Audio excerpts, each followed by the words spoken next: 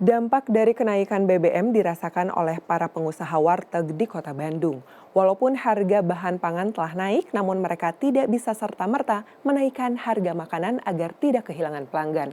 Untuk sementara, strategi itulah yang mereka pilih untuk bertahan.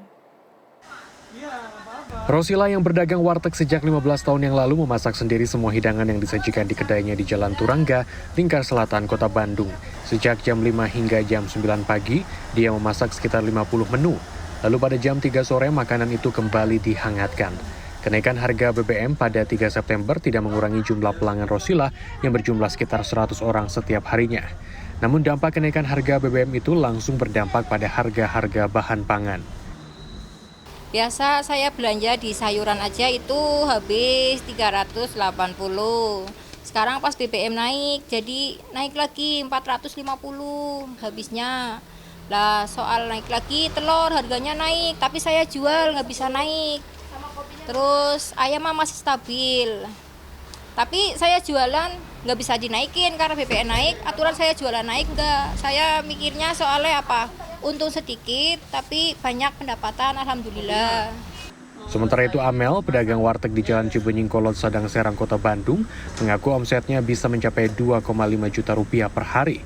Kondisi itu baru kembali dirasakan olehnya setelah selama 2 tahun dihantam masa pandemi. Namun kini dia harus berhadapan lagi dengan kenaikan harga BBM.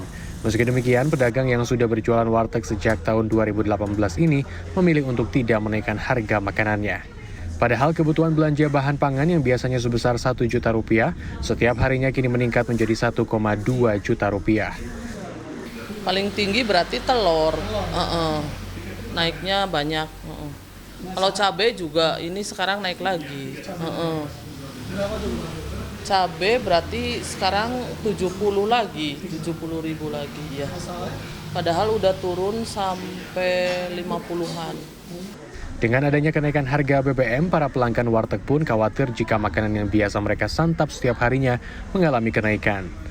Harapannya sih kalau untuk makanan ya jelas tidak gitu, karena sangat banyak banget merugikan orang kan.